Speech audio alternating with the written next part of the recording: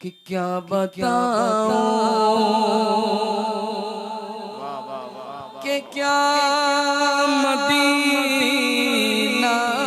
का मजमा हो। दुनिया वाले सुने ना सुने, खुदा और उसके प्यारे रसूल की गुफ्तगू खुद मुस्तफ़ा सुना करते हैं और आसमान के फरिश्ते भी सुना करते हैं। ये हुजूर की महफिल है। रसूल ज़ीवकार सल्लल्लाहु तआला अलैहि वसल्लम की महफिल को अल्लाह रब्बुल इज्जत इसकी हुर्मत बचाता है। रसूल ज़ीवकार सल्लल्लाहु तआला अलैहि वसल्लम की महफिलों के साथ खिलवाड़ अगर आप करेंगे तो ये आपकी कमजरफी की अलामत है।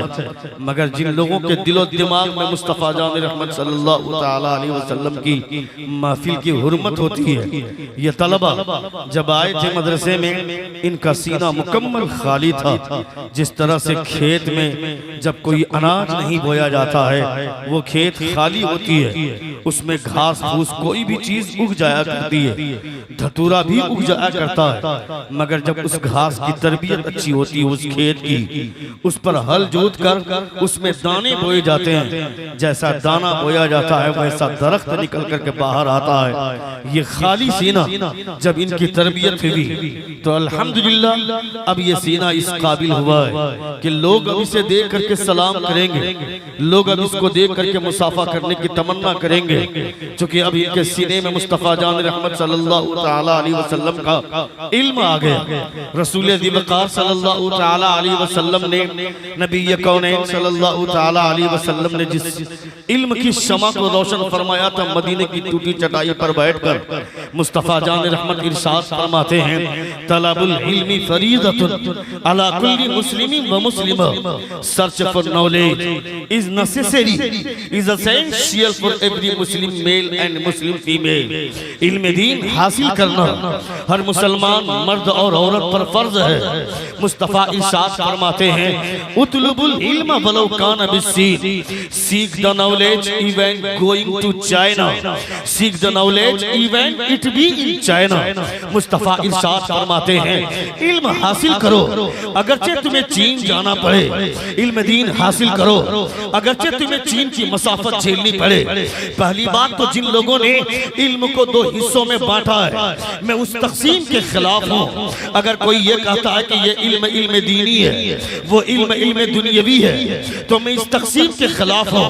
इल्म को इस हिसाब से बांटना चाहिए कि ये इल्म नाफे है, वो इल्म गैर नाफे है।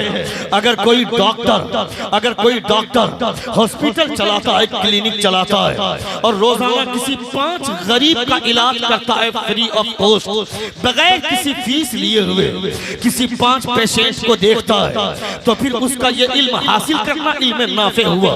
अगर कोई इंजीनियर किसी मकान का नक्शा बनाता है, अगर वो 5 किसी गरीब आदमी का मकान का नक्शा बनाया या किसी मस्जिद के मकान का नक्शा बनाया इस ख्याल में कि ये गरीब आदमी है, ये पैसा नहीं दे पाएगा, ये मस्जिद का नक्शा है, इससे पैसे नहीं लेंगे, तो फिर उसका ये इंजीनियर बनना, उसका ये इल्म नाफे है। और अगर कोई कुरान पढ़ता है, कुरान को अपने सीने में सजाता है और सिर्फ ख्याल ये रखता है कि इस कुरान की आयतों को बेचकर लोगों से पैसे कमाएंगे, तो ये इल्म नाफे नहीं, ये इल्म गैर नाफे है, ये इल्म गैर नाफे है। इल्म की तकसीम इल्म नाफे और इल्म गैर नाफे के तौर पर होनी चाहिए। नबी कौनैन सल्लल्लाहु तआला अलैहि वसल्लम ने डॉक्टर बनाने से मना नहीं फरमाया, इंजीनियर बनाने से मना नहीं फरमाया। मुस्तफ़ा जाने रहमत जंग में जा रहे हैं, अचानक एक खातून आती है जिसका नाम है अर्रुफैदा सलमिया। नबी कौनैन की बारगाह में आती है, फरमाती है, अल्लाह के रसूल मैं भी जंग में जाना चाहती हूँ। मुस्तफ़ा फरमाते हैं, तुम जंग में जाकर क्या करोगी? लोग जाकर तीर चलाएंगे, लोग जाकर तलवारें चलाएंगे, लोग जाकर नेज़े और भाले चलाएंगे, मगर तुम जाकर जंग में क्या करोगी? वो खातून बोलती है, ए अल्लाह के रसूल, जब मुजाहिदीन इस्लाम जख्मी हो जाएंगे, उन जख्मी शुदा हालत में जब वो परेशान हो जाएंगे तो हम उनकी मरहम पट्टी करेंगे, उनका इलाज करेंगे। मुस्तफा जाने रहमत फरमाते हैं तुम अकेली मत जाओ, तुम अपने साथ और भी दिगर खवातीन को साथ में लेकर के जाना और जाकर के मुजाहिदीन की मरहम पट्टी करना। इससे क्या मतलब होता है? नबी कौनैन ने ये तालीमात दी, मुस्तफा जाने रहमत ने यह तालीम दी कि अपनी बच्चियों को भी डॉक्टर बनाना चाहिए, अपनी बच्चियों को भी इंजीनियर बनाना चाहिए। मगर उसके दिमाग में इंजीनियर की कमाई, इंजीनियर बन जाने के बाद जो पैसे का नशा सवार है, इस नशे को उतारना बाप की जिम्मेदारी है। डॉक्टर बनने के बाद जो पैसे का नशा सवार है, इस नशे को उतारना उसके बाप की जिम्मेदारी है।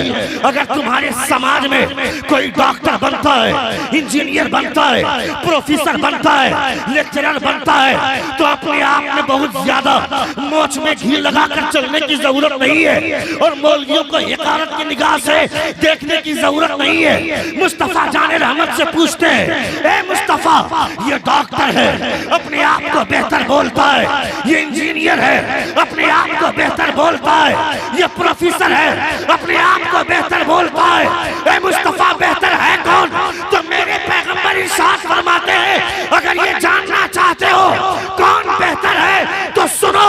मुस्तफा इरशाद फरमाते हैं, खैरुकुम मन तअल्लमल कुरान व अल्लमहु, तुम में वो बेहतर है जो कुरान पढ़ना जानता है और कुरान पढ़कर कुरान पढ़ाना जानता है।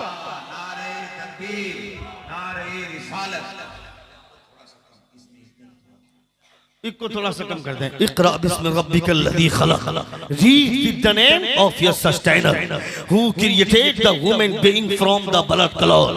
पढ़ो अपने रब के नाम से जिसने खून के लोथरे से तुम्हें पैदा फरमाया। ये अल्लाह रब्बुल इज्जत ने कुरान मुक़द्दस की सबसे पहली वही में हमारे ज़मीर को झिंझोड़ने की कोशिश की। दुनियाए अल्लाह रब्बुल इज्जत ने दुनियाए तमाम दुनिया के तमाम इंसानों को के ज़मीर को झिंझोड़ा कि तुम्हें पढ़ना चाहिए। आज जो सीना इल्म से खाली हो जाता है, उसके दिमाग में फतूर आते हैं, उसके दिमाग में कुदूरतें आती हैं, उसके दिमाग में शैतान अपना मस्कन बनाता है, वो शैतान का अड्डा बन जाता है, शैतान की करारगाह वो दिमाग बन जाता है।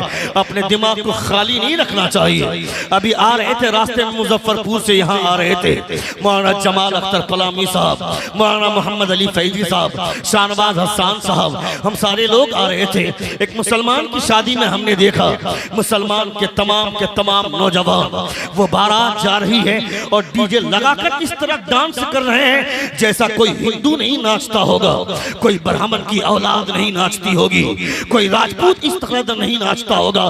जैसे नाच रहे थे वो कलमा पढ़ने वाले, मुस्तफा जाने रहमत के नाम लेने वाले, उसमें कुछ टोपी पहने हुए लोग भी तमाशा कर रहे थे। मैं कहता है जालिम, तुम्हारे सीने में, तुम्हारे दिमाग में मुस्तफा जाने रहमत सल्लल्लाहु अलैहि वसल्लम की तालीमात नहीं है। नबी ये कौनैन की तालीमात से अपने सीने को भी खाली रखा, अपने दिमाग को भी खाली रखा। ये शादी मुस्तफा जाने रहमत सल्लल्लाहु अलैहि वसल्लम की सुन्नत है, निकाह करना हुजूर की सुन्नत है। मगर हुजूर की सुन्नतों के साथ जो तुमने खिलवाड़ करना शुरू किया है, डीजे लगाकर नाचना, अपने नौजवान बच्चों को नचाना और तमाम औरतें खड़ी होकर के वो ड्रामा देख रही है, वो तमाशा देख रही है, किसी को एहसास तक नहीं है। जब ऐसे दूल्हे के बाप से कहा जाता है कि क्यों डीजे ला रहे हो, तो वो बेवकूफ आदमी बोलता है कि मौलाना साहब मैंने अपने बेटे को मना कर दिया था कि डीजे नहीं लाना है। मगर उसके 5-10 दोस्त आ गए और उसके दोस्त आकर कहने लगे, चाचा जान परेशान मत होइए, डीजे का पैसा आपको नहीं लगेगा, 5-5 हजार रुपया हम लोग मिला रहे हैं और हम लोग पैसे मिला करके डीजे ले आएंगे, इसलिए आपको पैसा नहीं लगेगा, आप परेशान मत होइए। मौलाना साहब मैंने अपने साफ तौर पर मना कर दिया था, मगर उसके दोस्तों ने पैसा उठा करके डीजे का इंतजाम किया है, तो आप क्या करेंगे? मैं कहता हूँ बेवकूफ आदमी, तुम्हें अपने एहसास को जिंदा करना चाहिए था, तुम्हें अपने जमीर के ऊपर अपने जमीर पर हाथ रखकर सोचना चाहिए था, तुम्हें तो उस लौंडे को जवाब देना चाहिए था, बेटा मेरा है, उसकी शादी है, हुकूमत तुम करोगे, हुकूमत तेरी होगी। तुम ये बोलते हो शादी रोज रोज नहीं होती है, जिंदगी में एक बार होती है, इसको हल्के तरीके से नहीं, इसको धूमधाम से करवानी चाहिए। मैं कहता हाँ हाँ, शादी धूमधाम से होनी चाहिए, मगर ऐसी धूम नहीं कि फरिश्ते लानत भेजे, ऐसी धूम नहीं कि खुदा नाराज हो जाए, ऐसी धूम नहीं कि मुस्तफा नाराज हो जाए। शादी इतनी धूम से हो कि निकाह जमीन पर पढ़ाया जाए और आसमान के फरिश्ते उस निकाह का चर्चा करें। नारे तकबीर, नारे रिसालत, पैगाम मुस्तफा। सुन रहे हैं आप? सुन रहे हैं? कितने लोग सुन रहे? जरा हाथ उठाकर कहें या रसूल अल्लाह, और एक बार कहें या हबीब अल्लाह। रसूल दी वक़ार सल्लल्लाहु ताला अलैहि वसल्लम की तालीमात के साथ खिलवाड़ मुसलमान करता है। मुस्तफ़ा जान रहमत सल्लल्लाहु ताला अलैहि वसल्लम के फरमुदात के खिलाफ मुसलमान जाता है और मुसलमान ये सोचता है कि मुंह खोले रहे अपने घर में, आसमान से खुदा रसूलुल्लाह बरसाए, सीधे मेरे मुंह पर गिरना चाहिए। तुम दर दर की ठोकरें नहीं खाओगे, दर दर के ठोकरें तुम नहीं खाओगे, जलील और रुस्वा तुम नहीं होगे, तो कौन जलील होगा, कौन रुस्वा होगा? इसके बारे में कभी आपने सोचा? जिन लोगों को हमने बोलना सिखाया, जिन लोगों को हमने चलना सिखाया, कल तलक हिंदुस्तान की हालत कैसी थी दुनिया जानती है। इब्ने बतूता जब हिंदुस्तान में आया था तो वो एक औरत की चीख सुनकर के बेहोश हो गया था, एक औरत की चीख सुनकर बेहोश हो गया। होश में आने के बाद लोगों ने पूछा इब्ने बतूता से, वो तारीख का एक बहुत बड़ा मुअर्रिख इब्ने बतूता से लोगों ने पूछा बेहोशी की वजह क्या है, क्यों बेहोश हुए थे? इब्ने बतूता बोलता है एक आदमी मर गया, उसकी बीवी का कसूर क्या था? वो आदमी मर गया, तो चार औरतें आकर के मिल करके उसे समझा रही हैं कि तुम्हें अगर अपने शौहर के साथ वफादारी को सबूत देना है तो जिस चिता पर तुम्हारा शौहर लेटा हुआ है, तुम्हारे शौहर की लाश रखी हुई है, उसी चिता पर तुमको जाकर लेट जाना चाहिए। वो औरत जिंदा जाकर उस चिते पर जाकर लेट जाती थी। मर्द चला गया दुनिया से, उसकी बीवी का कसूर क्या था? अल्लाह सलामत रखे गरीब नवाज के उस मजार को, अजमेर शरीफ की उस दरगाह को हजरत ख्वाजा गरीब नवाज जब मदीने से नबी कौनैन की तालीमात की खुशबू लेकर के आए तो मुस्तफ़ा जान रहमत की तालीमात को आम किया ख्वाजा गरीब नवाज ने। हुजूर ख्वाजा गरीब नवाज फरमाते हैं जितना मर्द को अपनी जिंदगी जीने का हक है उतने ही हक है उस औरत को भी। मर्द अगर दुनिया से चला गया तो उस औरत का इसमें कोई हाथ नहीं है, औरत का कोई कसूर नहीं है। अल्लाह फरमाता है वयसअलूनका अनिर रूह कुल रूह मिन अमरि रब्बी। अगर सवाल करते हैं लोग रूह के बारे में तो ये कह दो कि अल्लाह रब्बुल इज्जत का हुक्म है। जब तक अल्लाह रब्बुल इज्जत का हुक्म होता है ये रूह बॉडी में रहती है, जब अल्लाह का हुक्म होता है ये रूह बॉडी से निकल जाती है। मुस्तफ़ा जान रहमत की तालीमात को ख्वाजा गरीब नवाज ने आम किया, नबी कौनैन सल्लल्लाहु अलैहि वसल्लम की तालीमात को गरीब नवाज ने आम किया। मुसलमानों के आवारा मुसलमानों के आवारा छोकरे शादी ब्याह के मौके से डांस करते हैं, ड्रामा बाजी करते हैं और इस तरह का तूफान मचाते हैं। मैं कहता हूँ दुनिया में हर आदमी को एहसास हो गया, एक हिंदू को एहसास हो गया कि मैं हिंदू हूँ, एक क्रिश्चियन को क्रिश्चियन होने का एहसास हो गया, सिख को सिख होने का एहसास हो गया। मगर मुसलमानों के आवारा बच्चे पबजी और फ्री फायर जैसे गेम में लगे हुए हैं। हमारा बच्चा व्हाट्सएप चलाएगा, हमारा बच्चा ट्विटर चलाएगा, हमारा बच्चा सोशल मीडिया में अपने आप को एक्टिव रखेगा। चड्डी पहन कर नहाते हुए सेल्फी लिया, फेसबुक में पोस्ट कर दिया। होटल में नाश्ता कर रहा है, नाश्ता करते करते सेल्फी लिया, फेसबुक में पोस्ट कर दिया। इसीलिए दुनिया में आए थे क्या? अल्लाह रब्बुल इज्जत ने इसीलिए पैदा किया था क्या? तुमको कभी एहसास नहीं होता है खुदा ने तुमको पैदा क्यों किया? अगर माइक्रोफोन में बोला जाता है, अगर आदमी स्पीकर के सामने मुंह फाड़ कर बोलेगा, लोग कहेंगे मौलाना तुमको बोलने की समझ में नहीं आती है, तुमको बात समझ में नहीं आती है। बोलने के लिए माइक्रोफोन है, उसकी आवाज उस आवाज को स्पीकर तक पहुंचाने के लिए एम्पलीफायर की मशीन है। हर किसी को बनाया गया अलग अलग मकसद से। कप में चाय पीते हैं लोग, अगर कप में आदमी पानी पिएगा, गिलास में पानी पीता है, अगर गिलास में आदमी चाय पीने लगेगा। प्लेट बनाई गई है ताकि उसमें खाना खाए, अगर प्लेट में चाय पीने लगेगा। आदमी ने टोपी बनाया ताकि उसे सर पे पहनी जाए, मगर टोपी आदमी पाँव में रखेगा, पाँव में चप्पल पहनने के लिए चप्पल बनाई गई है। अगर चप्पल को आदमी सर में रखेगा लोग कहेंगे मौलाना पागल हो गए हो। चप्पल को बनाया गया पाँव में पहनने के लिए, टोपी बनाई गई है सर में पहनने के लिए, माइक्रोफोन बोलने के लिए, प्लेट खाना खाने के लिए। हाँ हाँ तुम्हारी बात समझ में आती है। दुनिया की तमाम चीजें बनाई गई हैं, तुम्हें उसका मकसद समझ में आता है। प्लेट किस लिए बनी है, माइक्रोफोन किस लिए बना है, स्पीकर किस लिए बना है, चाकू किस लिए बना है, यह सब तुमको मालूम है। मगर खुदा ने तुम्हें किस लिए बनाया है इसके बारे में कौन जानेगा। यह तुम्हारी जरूरत की चीजें हैं। चलो खुदा से पूछते हैं तो अल्लाह फरमाता है वमा खलक़तुल जिन्न वल इंसा इल्ला लियअबुदून। हमने इंसान और जिन्नात को अगर पैदा किया है तो सिर्फ अपनी इबादत के लिए पैदा किया, सिर्फ अपनी इबादत के लिए।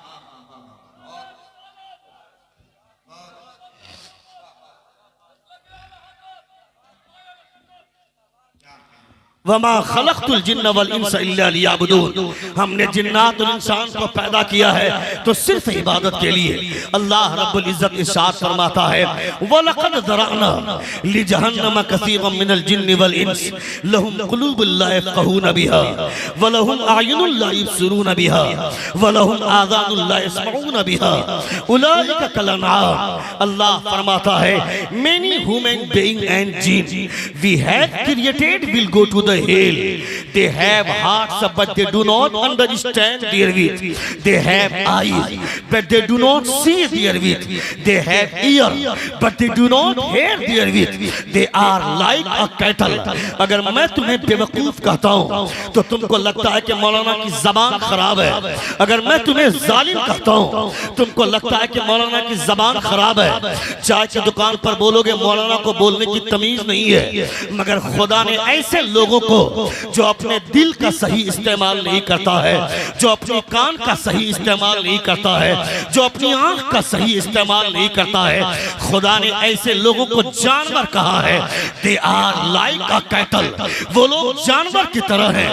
अगर तुम्हें अपनी पैदाइश का मकसद समझ में नहीं आता है, अगर तुम्हें अपनी पैदाइश का मकसद समझ में नहीं आता है, इसका मतलब है कि तुमने अपनी जिंदगी में कभी गौर व फिक्र ही नहीं किया है, कभी तुमने एहसास ही नहीं किया है।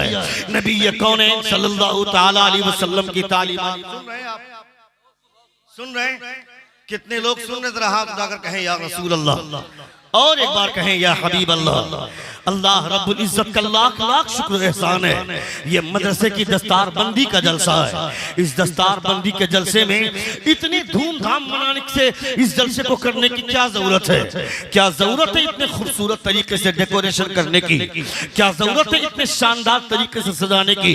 इतने सारे उलमा को बुलाकर, इतने पैसे खर्च करके, इतने लोगों को बुला करके इतनी धूमधाम से हुजूर की महफिल सजाने का क्या मतलब है? चार लोगों को बुलाकर भी अगर इन लोगों के सर पे दस्तार दे दी जाती तो इन लोगों का इल्म नहीं घटता। इन बच्चों का इतनी धूमधाम से जलसा करने के पीछे जो मकसद है, जो राज है, इसके पीछे जो हिकमत है,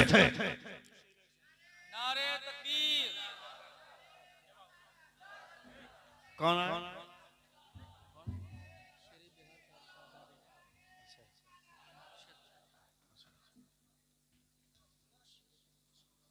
हुजूर शहजादे शेर बिहार तशरीफ ला रहे हैं। तशरीफ रखें आप हजरा।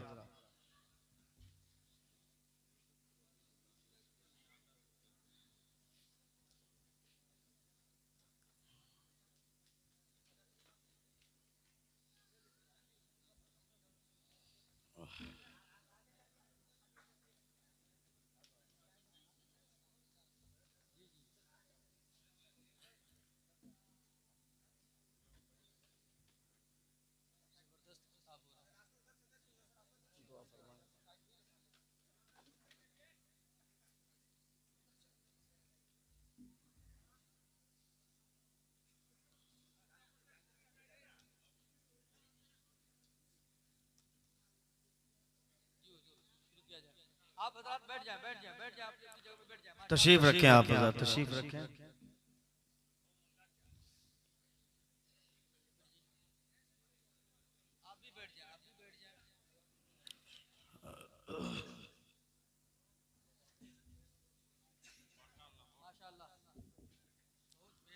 तशरीफ रखें। बहुत अच्छे लोग हैं, बहुत अच्छा मजमा है, बहुत अच्छा सुन रहे हैं आप। अल्हम्दुलिल्लाह हुजूर शहजादे शेर बिहार तशरीफ ला रहे हैं।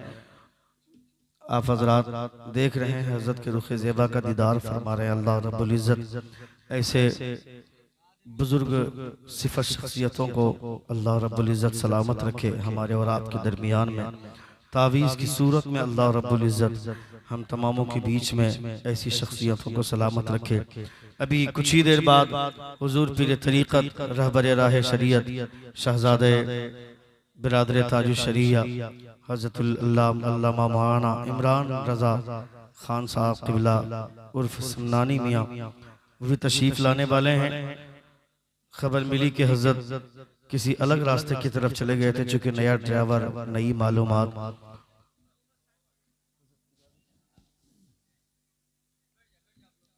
तशरीफ रखें आप हज़रात। अभी थोड़ी देर बाद हज़रत भी तशरीफ लाने वाले हैं। मदरसे के तलबा मुकम्मल तैयारी के साथ बैठे हुए हैं। अल्लाह रब्बुल इज़्ज़त का बेपनाह शुक्र एहसान है कि हम लोग इस वक्त मुस्तफ़ा जान रहमत सल्लल्लाहु ताला अलैहि वसल्लम की महफिल में हाजिर हैं। नबी कौनैन सल्लल्लाहु ताला अलैहि वसल्लम की महफिल में बैठना हर किसी के मुक़द्दर में नहीं होता है, हर किसी को नसीब नहीं होता है। वही लोग नबी कौनैन सल्लल्लाहु ताला अलैहि वसल्लम की महफिलों में बैठते हैं जिनको नबी कौनैन सल्लल्लाहु ताला अलैहि वसल्लम बैठाना पसंद फरमाते हैं। रसूल ज़िबकार सल्लल्लाहु ताला अलैहि वसल्लम की महफिल है। इस महफिल में आप बैठे हुए हैं, बैठकर अपने उलमा के चेहरे को देख रहे हैं, फ़कीर की गुफ्तगू मुलाहिदा फरमा रहे हैं, नबी कौनैन सल्लल्लाहु ताला अलैहि वसल्लम की तालीमात सुन रहे हैं। एकदम बिल्कुल इत्मीनान का माहौल बनाएं। कोई ज़रूरी नहीं है कि बहुत ज़्यादा हंगामा आराई होगी तभी लगेगा कि मेरी तकरीर कामयाब हुई है, चूँकि स्टेज का अब एक अलग बाजार बन चुका है, एक अलग माहौल बन गया है। किसी भी शायर को या किसी खतीब को तब तक नहीं लगता है कि मेरी तकरीर कामयाब हुई है जब तक 5-10 नारे नहीं लग जाते हैं तकरीर के दरमियान में। वो हंगामा आराई का माहौल चूंकि बना हुआ है, इसलिए लोग इसी से लगाव रखते हैं, इसी की तमन्ना करते हैं। मगर कभी कभी अगर कुछ लोग संजीदा लबो लहजे में सुनने वाले लोग मिल जाते हैं तो आदमी तबीयत के साथ सुनाना चाहता है। रसूल ज़िबकार सल्लल्लाहु अलैहि वसल्लम की बातें सुननी चाहिए। मुस्तफ़ा जान रहमत सल्लल्लाहु ताला अलैहि वसल्लम के तालीमात अगर मुसलमान नहीं सुनेगा तो कोई बरहमन की औलाद की चीजें ये नहीं है। नबी कौनैन पूरी दुनिया के लिए पैगंबर बनकर के आए। अल्लाह फरमाता है कुल या अय्युहन नासु इन्नी रसूलुल्लाहि इलैकुम जमीआ। पूरी कायनात के लिए अल्लाह के महबूब नबी बनकर के आए। मगर अल्लाह रब्बुल इज़्ज़त का शुक्र है कि आपका शुमार उम्मत इजाबत में होता है। आपने हुजूर सल्लल्लाहु ताला अलैहि वसल्लम के कलमे का इकरार फरमाया। आपने नबी कौनैन सल्लल्लाहु ताला अलैहि वसल्लम का दामन थामा। रसूल ज़िबकार सल्लल्लाहु ताला अलैहि वसल्लम का एहसान अल्लाह रब्बुल इज़्ज़त का शुक्रिया अदा करे कि खुदा ने आपको मुस्तफ़ा का दामन अता फरमाया, मुस्तफ़ा की गुलामी अता फरमाई, मुस्तफ़ा का कलमा मैसर हुआ। कौन सा तीर मारा था हमारे बाप ने, कौन सा बड़ा कारनामा अंजाम दिया था कभी हमारे बाप ने। कभी ये सोचे तन्हाई में, कभी अकेले में बैठकर ये एहसास करे हमारे बाप दादा ने कोई तो अच्छा काम किया होगा जिसकी वजह से अल्लाह रब्बुल इज़्ज़त ने मुझे मुस्तफ़ा का दामन अता फरमाया, मुस्तफ़ा की गुलामी अता फरमाई, मुस्तफ़ा का कलमा मैसर हुआ। खुदा चाहता तो किसी ऐसे घर में भी पैदा कर देता जहाँ के लोग जानवर का पेशाब पीते हैं। खुदा ऐसे घर में भी पैदा कर देता जहां लोग जानवर की लीद भी खाते हैं। खुदा ऐसे घर में भी चाहता तो पैदा कर देता जहां के लोग मुस्तफ़ा जान रहमत का नाम सुनते हैं तो चिढ़ते हैं। मगर अल्लाह रब्बुल इज़्ज़त का शुक्र है कि खुदा ने ऐसे घर में पैदा फरमाया जहां के लोग मुस्तफ़ा का नाम लेते हैं या सुनते हैं तो अपने अंगूठे को बोसा देकर के आंखों से लगाते हैं कि ये नाम मेरे मुस्तफ़ा जान रहमत का है, मेरे हुजूर का नाम है। अल्लाह रब्बुल इज़्ज़त का लाख लाख शुक्र एहसान। कभी तो तन्हाई में ये सोचे कि मेरे बाप ने कौन सा बड़ा हाथ मारा था कि मुझे मुस्तफ़ा का दामन मिला, मुझे मुस्तफ़ा का कलमा मिला, मुझे मुस्तफ़ा की गुलामी मैसर हुई। किसने सोचा था कि मैं मुसलमान के घर में पैदा होऊंगा, मुझे मुस्तफ़ा की गुलामी मिल जाएगी, मुझे मुस्तफ़ा का दामन मिल जाएगा, मुझे मुस्तफ़ा का कलमा मैसर हो जाएगा। ये ना मैंने सोचा था ना ये मेरे बाप ने सोचा था, बल्कि कोहे तूर पर जब हज़रत मूसा मूसा अलैहिस्सलातु व तस्लीम ने अल्लाह रब्बुल इज्जत से फरमाया था, ए परवरदिगारा, मैं जब तौरात को पढ़ता हूँ, मैंने तौरात में एक उम्मत का तज़किरा पढ़ा है, मुझे वो उम्मत बड़ी अच्छी लगती है। ए परवरदिगारा, अरे भाई इधर देखो ना यार, व्हाट मैन यार, उधर क्या तकरीर मैं कर रहा हूँ, खिताब मैं कर रहा हूँ, बार बार पीछे मुड़कर देख रहे हो। हजरत आएंगे तो कहां जाएंगे? जब हाल है सामने 100 लोग 200 लोग वहां भीड़ जमा किए हुए हैं, लगता है आएंगे तो हजरत को खा जाएंगे ये लोग नोच नोच कर। इस्तकबाल करने के लिए 5-10 लोग काफी, जलसे ऐसे ही खराब नहीं होते। जो हजरात रोड पर खड़े हैं, अगर वो यहीं आकर बैठेंगे तो सामने से दिखा होगा। आप जलसे में बदली पैदा मत कीजिए, बड़ी मुश्किलों से जलसा सजता है।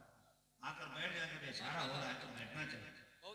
कुछ लोग इतने वीआईपी होते हैं, बोलना है बोल, हमको जो काम करना है हम करेंगे। जेंटलमैन सब बन जाते हैं। नबी के जलसों में 15-20 नहीं 50-100 लोग बैच लगाकर अपने आप को 30 मार खान समझते हैं। मैं कमेटी का आदमी हूं, मैं रजा खान हूं, मैं रजाकार हूं। क्या कमेटी के लोगों को खिताब सुनने की जरूरत नहीं है क्या? रजाकारों को तकरीर नहीं सुननी चाहिए क्या? उन्हें भी खिताब सुनने की जरूरत है। हर आदमी को खिताब सुनना चाहिए। हजरत शेख सिद्दी सिख्ती रज़ियल्लाहु ताला अन्हु के एक ही मुरीद और एक ही खलीफा हजरत जुनैद बगदादी रज़ियल्लाहु ताला अन्हु हैं, जिन्होंने पूरी जिंदगी ये ठान रखा था कि मैं तकरीर नहीं करूंगा। रिश्ते में भांजा लगते हैं हजरत जुनैद बगदादी हजरत शेख सिद्दी सिख्ती के, तकरीर नहीं करना चाहते थे। हजरत जुनैद बगदादी से बार बार बोलते हैं तकरीर करो बेटा। हजरत जुनैद बगदादी फरमाते तकरीर नहीं करूंगा, मैं तकरीर नहीं करना चाहता। हजरत जुनैद बगदादी रज़ियल्लाहु ताला अन्हु रात में सोए थे, आंख सोई मगर मुकद्दर जागा, मुस्तफा ख्वाब में तशरीफ लाए। जोर से बोले, हुजूर ख्वाब में तशरीफ लाए। नबी ये कौनैन की तशरीफ आवरी हुई। जिसके ख्वाब में हुजूर आ जाए, जिसके ख्वाब में मुस्तफा जाने रहमत की जलवागरी हो जाए, जो आदमी ख्वाब में मुस्तफा को देख लेता हो, फिर उसकी नींद की मेराज हो गई, उसकी किस्मत की मेराज हो गई। हजरत जुनैद बगदादी ख्वाब में मुस्तफा को देखते हैं। मुस्तफा फरमाते जुनैद तकरीर करना, तकरीर क्यों नहीं करते हो? खिताब करना, खिताब से मेरी कौम की इस्लाह होती है। जोर से बोलिएगा, खिताब से मेरी कौम की इस्लाह होती है। शोरा आएंगे 200 अशार पढ़ देंगे, 500 अशार पढ़ देंगे। तुमको सुबह अगर पूछेंगे एक शेर सुना दो तो नानी मर जाएगी, एक शेर नहीं सुना पाओगे। मगर खतीब के खिताब के 1 घंटे की गुफ्तगू आपने सुन ली तो पूरी जिंदगी जितनी बातें तुमने सुनी है वो तमाम बातें तुमको याद रहेंगी। ये खिताब का फायदा है, ये तकरीर सुनने का फायदा है। मेरा मकसद ये नहीं है कि नात शरीफ न सुनो, नात शरीफ तो सुनना चाहिए, मगर नात शरीफ सुनकर तकरीर भी हम ही सुनेंगे। अगर मैं नात सुनूंगा तो तकरीर मेरा बाप सुनने नहीं आएगा। ये भी मेरी जरूरत की चीजें हैं, इसे भी हम ही सुनेंगे। जहां नात पढ़कर तुम्हारे अंदर दीवानगी लाई जाती है, वहीं तकरीर के जरिए तुम्हें होश में लाया जाता है, तुम्हें चलने फिरने का ढंग सिखाया जाता है, तुम्हें बोलने का सलीका सिखाया जाता है, तुम्हें बोलने का सलीका सिखाया जाता है। अपनी जिंदगी के तमाम तर मामला कैसे हल करने हैं इसका हुनर सिखाया जाता है, इसका गुण सिखाया जाता है। ये तमाम चीजें तेरे लिए जरूरी है। हजरत शेख सिद्दी सिख्ती के मुरीद और खलीफा हजरत जुनैद बगदादी रात को सोए, मुस्तफा ख्वाब में तशरीफ लाए। नबी ये कौनैन फरमाते जुनैद तकरीर करना, इससे मेरी कौम की इस्लाह होती है। आंख खुली, नमाज पढ़ने के लिए मस्जिद में तशरीफ ला रहे हैं, नमाज पढ़ रहे हैं। नमाज पढ़ते पढ़ते दिल में ख्याल पैदा हुआ कि आज मैंने हुजूर को देख लिया, मैंने जिस पीर का दामन थामा है वो पीर पता नहीं मुस्तफा को देखे होंगे कि नहीं देखे होंगे, कोई गारंटी नहीं है, मगर मैंने आज हुजूर को देखा है। नमाज हजरत शेख सिद्दी सिख्ती पढ़ा रहे हैं। नमाज जैसे ही मुकम्मल हुई हजरत शेख सिद्दी सिख्ती पीछे पलटते हैं, फरमाते जुनैद करीब आ। जुनैद करीब गए, कहा जुनैद और करीब आ, जुनैद और करीब गए, कहा जुनैद और करीब आ। बिल्कुल अपने करीब किया। हजरत शेख सिद्दी सिख्ती फरमाते हैं जुनैद आप तकरीर करोगे ना? जोर से बोलिए, जोर से बोलिए, जोर से बोलिए। कहा जुनैद आप तकरीर करोगे ना? कहा हजरत मतलब समझ में नहीं आया। कहा आप तकरीर करोगे ना? कहा क्या बात है? हजरत शेख सिद्दी सिक्ती फरमाते हैं कल ख्वाब में मैंने अपने रब का दीदार किया और मैंने खुदा से कहा परवरदिगारा मेरा एक ही मुरीद है, एक ही खलीफा है, मगर तकरीर नहीं करना चाहता है। कभी तेरे हबीब का गुजर हो तो कह दे कि मेरे मुरीद को समझाता हुआ चला जाए।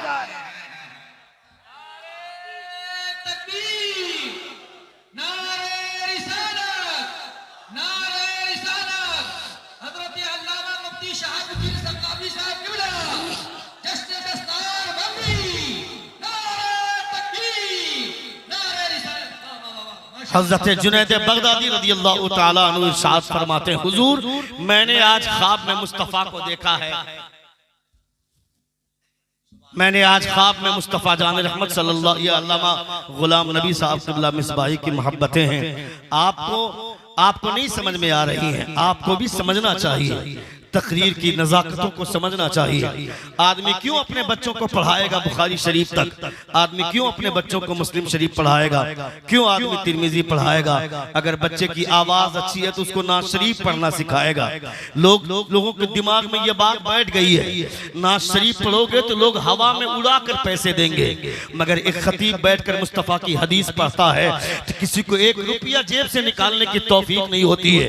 क्यों आदमी अपने बच्चे को बुखारी शरीफ पढ़ाएगा, क्यों नहीं अपने बच्चे को जाहिल ही रखेंगे। मेरा बेटा 4 साल की उम्र का है, मैं उसको पूछता हूँ क्या बनोगे, खतीब बनोगे या शायर बनोगे। वो मेरा बेवकूफ बेटा बोलता है कि अब्बू जान मैं शायर बनूंगा। मैंने कहा क्यों शायर बनोगे, कहा आपको लोग पैसे नहीं देते, आप तकरीर करते हैं, मगर जो शायर नात पढ़ता है उसको लोग पैसों से नवाजते हैं, लोग उसे पैसे देते हैं। ये खुराफात लोगों के दिमाग में किसने भर दिया, तुम जैसे लोगों ने भरा है। एक खतीब बैठ करके खिताब करता है। देखिए हुजूर शहजादे मन्नानी मियां तशरीफ ला रहे हैं, अल्लाह रब्बुल इज्जत सलामत रखे। नारे रिसालत खानदाने आला हजरत, खानवादे आला हजरत, शहजाद खाने आला हजरत, शहजादे हुजूर मन्नानी मियां क़िबला, इमरान रजा खान साहब क़िबला, मन्नानी मियां साहब क़िबला। नारे तकबीर। आने दीजिए, बाद में मुसाफा का वक्त मिलेगा, आने दीजिए, हजरत को परेशान न करें, बाद में इंशाअल्लाह मौका मिलेगा। आप मोहब्बत से अपनी अपनी कुर्सियां लेकर जिनको जो जहां जगह मिले बैठ जाए। बड़ी खूबसूरत और बहुत अजीम वक्त है इस वक्त शहजादे हुजूर मन्नान रजा खान साहब क़िबला दामत बरकातुहुल आलिया की जलवागरी हो रही है। बड़ा अजीम समा है। आला हजरत के घर के आंगन का गुलाब हुजूर पीर तरीक़त अल्लामा मन्नानी मियां क़िबला में तशरीफ ला रहे हैं। पूरे कमेटी की तरफ से इस्तकबाल करता हूँ। आना तेरा मुबारक, तशरीफ लाने वाले खुश हो रहे हैं सारे जलसा कराने वाले। नारे तकबीर, नारे रिसालत, खानवादे आला हजरत। माशाअल्लाह माशाअल्लाह।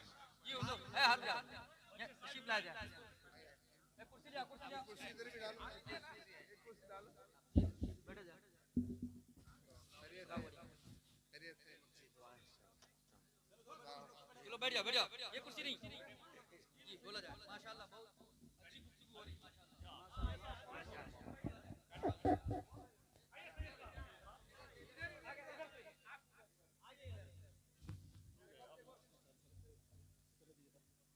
सईद साहब को भी चेयर दे दीजिए।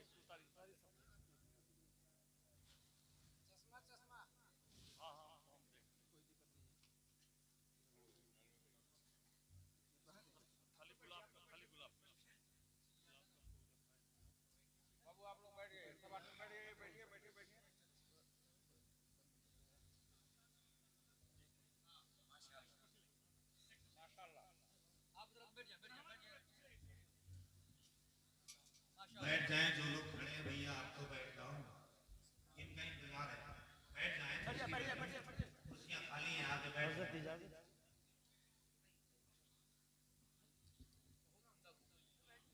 तशरीफ रखें आप हज़रात, तशरीफ रखें। जो हज़रात सामने खड़े हैं मैं उन लोगों से गुजारिश करूंगा कि आप तशरीफ रखें। अल्हम्दुलिल्लाह लायक तहसीन और काबिल मुबारकबाद हैं। जितनी मशक्क़तें उठाते हुए हज़रत तशरीफ ला रहे हैं, वो उसका दर्द क्या है, वो परेशानियां क्या है, वो हज़रत से ज़्यादा बेहतर तरीके से कौन समझ सकता है। कई बार ऐसा लगा कि हजरत नहीं पहुंच पाएंगे, कई बार जलसे वालों ने भी ये महसूस किया, खुद जिम्मेदार लोगों ने ये महसूस किया कि पता नहीं हजरत पहुंच पाएंगे कि नहीं पहुंच पाएंगे। मगर हजरत ने जब रखते सफर बांध लिया तो उस वक्त तक सलाम नहीं होता जब तक हजरत नहीं पहुंच पा जाते। जोर से बोलिए सुभान अल्लाह। हजरत को भेजना था, हजरत को पहुंचाना था। हुजूर सैयदना गौसे आजम रज़ी अल्लाह तआला अन्हु की महफिल है, ख्वाजा गरीब नवाज की महफिल है। हुजूर आला हजरत के इस लाल को देखें, इस शहजादे को देखें और तसव्वुर करें जब इनके चेहरे की नूरानियत का ये आलम है तो हुजूर आला हजरत के चेहरे की नूरानियत का आलम क्या होगा, हुजूर आला हजरत के चेहरे का आलम क्या होगा। लायक तहसीन और काबिल मुबारकबाद हैं आप लोग, जो लोग बरेली को आंख दिखाते हैं उन्हें इस बात का एहसास होना चाहिए 150 साल तक मेहनत करें बरेली वाले और इतनी जल्दी पकोड़े तुम खाना चाहो, इतनी जल्दी बिरयानी तुम खाना चाहो, ये तसव्वुर भी मत करना, ये एहसास भी मत करना जब तक हुजूर ताजुश शरिया हुजूर आला हजरत के गुलाम रहेंगे वो तुम जैसे लोगों की पैरवी नहीं करेंगे। अल्हम्दुलिल्लाह हम सब हुजूर आला हजरत के चाहने वाले हैं। जोर से एक बार हाथों को लहरा कर कहें या रसूल अल्लाह, और एक बार कहें या हबीब अल्लाह। वो हुजूर आला हजरत लोग आज मजलिसी गुफ्तगू में बोला करते हैं कि हम अगर हुजूर आला हजरत को नहीं मानते हैं तो क्या बिगड़ जाता है, हुजूर आला हजरत को नहीं माने तो काफिर हो जाएंगे क्या। मैं कहता हूँ काफिर नहीं होगे, मगर तेरे अंदर की सियाही तेरी जबान पर बाहर आ रही है, समझ में आ रही है तेरी सियाही, तेरे अंदर का गुबार समझ में आता है। तुमको मालूम ही नहीं आला हजरत कौन है। एक बाप के बहुत सारे बेटे होते हैं मगर जिस बेटे पर नाज उसके बाप को होता है वो बेटा बरेली का अहमद रजा है। एक उस्ताद के बहुत सारे शागिर्द होते हैं मगर जिस शागिर्द पर उस्ताद को नाज होता है वो शागिर्द बरेली का अहमद रजा है। एक मुरीद के एक पीर के बहुत सारे मुरीदीन होते हैं मगर जिस मुरीद पर पीर को नाज होता है वो मुरीद का नाम बरेली का अहमद रजा है। तुम्हें पता ही नहीं है पीर की मुरीद तो मुरीद पीर बोलता है। अगर आज हम हुजूर आला हजरत का नाम लेते हैं तो तुम्हें कांटे की तरफ चुभता है, तुमको बुरे लगते हैं हम, मगर हुजूर आला हजरत के पीरो मुर्शिद सैयद आले रसूल मरहबी फरमाते हैं कि on the day of judgement when Allah almighty should ask from me what have you brought from earth for me I should present Ahmad Raza Khan. आप फरमाते हैं कल कयामत के मैदान में जब अल्लाह रब्बुल इज्जत मुझसे सवाल करेगा ए आले रसूल मेरे लिए दुनिया से क्या लाया है, on the day of judgement मेरे लिए क्या लाया है। मैं नमाजें हैं मेरे पास मगर पेश नहीं करूंगा, रोजे हैं मेरे पास मगर पेश नहीं करूंगा, ज़कात है मेरे पास मगर पेश नहीं करूंगा। खुदा जब सवाल करेगा तो परवरदिगार की बारगाह में अपनी नमाजों को नहीं, अपने रोजों को नहीं, मेरी जिंदगी भर की पूंजी बरेली का अहमद रजा है।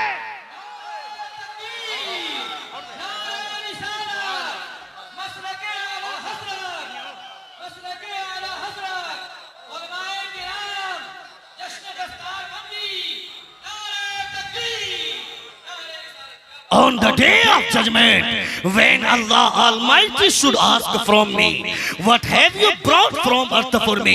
I should present Ahmad Raza Khan. मैं बरेली का अहमद रजा पेश करूंगा। इतना बड़ा कलेजा, इतना बड़ा जिगर अगर हुजूर सैयद आले रसूल मरहबी पेश कर रहे हैं और ये बता रहे हैं दुनिया वालों को कि मेरे पास नबी कौनैन सल्लल्लाहु तआला अलैहि वसल्लम का खून है मगर मेरे अंदर खून की गर्मी नहीं, मेरे अंदर हरारत इस बात की है कि मेरा मुरीद बरेली का अहमद रजा है, मेरा खादिम बरेली का अहमद रजा है। तुम्हें पता ही नहीं हुजूर आला हजरत कौन है, हुजूर आला हजरत की शख्सियत कैसी है। मैं कहता हूँ जालिमों देख सिमनानी मियाँ के चेहरे को, जब इनके चेहरे से इतना नूर फूट रहा है तो बरेली का अहमद रजा के चेहरे की नूरानियत का आलम क्या होगा।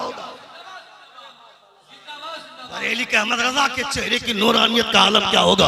हुजूर ताजुश शरिया किसी दूसरे पीर के ताल्लुक से, किसी दूसरी शख्सियत के ताल्लुक से 2 महीना 3 महीने तक पोस्टर निकाल कर जगह जगह पे ऐलान करवाया जाता है, हर तरफ पोस्टर छपवाया जाता है, हर तरफ टेम्पू और रिक्शा में ऐलान करवाया जाता है, मगर इतनी भीड़ 2 महीने का प्रचार के बाद भी इकट्ठी नहीं होती थी जितनी भीड़ ताजुश शरिया बगैर किसी ऐलान के किसी इलाके इलाके में पहुंच जाते थे, दीवानों की भीड़ इकट्ठी हो जाती थी। ये हुजूर ताजुश शरिया की मकबूलियत है, ये हुजूर ताजुश शरिया की मकबूलियत है। जब ताजुश शरिया की मकबूलियत का ये आलम है तो बरेली के ताजदार की मकबूलियत का आलम क्या होगा? जब उनके गदा भर देते हैं शाहाने जमाना की झोली, मोहताज का जब ये आलम है, मुख्तार का आलम क्या होगा? मगर तुम्हारे पास इन सब चीजों को जानने के लिए तुम्हारे पास टाइम कहाँ है? तुम अपने बुजुर्गों को पढ़ो, तुम अपने बुजुर्गों की तारीख पढ़ो, तुम्हारे पास इतना टाइम कहाँ है?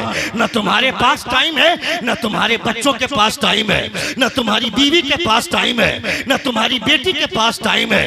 सब लोग सोशल मीडिया में लगे रहो, सब लोग फेसबुक और व्हाट्सएप और ट्विटर में लगे रहो। दुनिया में क्या हो रहा है ये तुमको मालूम है? पूरी दुनिया तुम्हें बर्बाद करना चाहती है, मारना चाहती है। पूरी दुनिया तुम्हारे पीछे लगी हुई है, हर कोई तुम्हारी मौत का तमाशा देखना चाहता है। कौन है जो तुम्हें जिंदा देखना चाहता है? कोई नहीं, सिर्फ वो आमना कल्लाल है। हजरत आयशा फरमाती है मुस्तफा कमरे से कभी अंदर जा रहे हैं, कभी बाहर निकल रहे हैं, कभी अंदर जा रहे हैं, कभी बाहर निकल रहे हैं। आयशा सवाल करती है मुस्तफा ये क्या हो रहा है? कभी अंदर जा रहे हैं, कभी बाहर आ रहे हैं। मुस्तफा फरमाते आयशा आसमान का बादल देख रही हो? कहा हाँ या रसूलुल्लाह देख रही हो। कहा तुम्हें क्या लगता है कि आसमान का बादल बारिश के कतरे गिराएगा? नबी ये कौनन की बीवी फरमाती है हाँ या रसूलुल्लाह बादल तो आता ही इसलिए है कि बारिश के कतरे लाए। नबी ये कौनन फरमाते आयशा जब कौमे आद पर अजाब आया था, कौमे समूद पर अजाब आया था, उस वक्त ऐसे ही आसमान पे बादल मंडलाया था। उन लोगों ने सोचा था कि बारिश आएगी, मगर हुआ क्या था? पत्थरों की बारिश हुई, आग की बारिश हुई। मैं सोचता हूँ कहीं खुदा मेरी कौम को भी तबाह न कर दे, मेरी कौम पर भी कोई अजाब नाजिल न हो जाए। देख बेवकूफ लोगों, तुम मस्जिद से निकल कर भी पूछते हो धोनी का स्कोर क्या हुआ, मोहम्मद कैफ ने कितना स्कोर किया, मोहम्मद शमी ने कितना विकेट लिया, ज़हीर खान ने कितना विकेट लिया। कौन है ज़हीर खान, कौन है मोहम्मद कैफ, कौन है वो धोनी, कौन है वो ज़हीर खान, कौन है वो सामी? ये लोग तुम्हारा नाम तक नहीं जानते, मगर मदीने में जो सरकार लेटे हुए हैं तुम उन्हें याद करो न करो, 24 घंटे मुस्तफा तुम्हें याद किया करते हैं। 24 घंटे मुस्तफा सोचते हैं तो तुम्हारे बारे में तो क्या करते हैं? या रसूल अल्लाह, या रसूल अल्लाह, या गौस, या रसूल अल्लाह। 24 घंटे मुस्तफा तुम्हारे बारे में सोचा करते हैं। कभी तो मुस्तफा को याद करो, कभी अकेले में बैठकर नबी करीम सल्लल्लाहु ताला अलैहि वसल्लम को याद करने की कोशिश करनी चाहिए। नहीं करेंगे, तन्हाई में भी अपनी तन्हाई में भी आदमी सोशल मीडिया में लगा रहेगा। तुम अपने समाज को नहीं बदलोगे तो दुनिया में तुम तबाह होकर के रह जाओगे, बर्बाद होकर के रह जाओगे।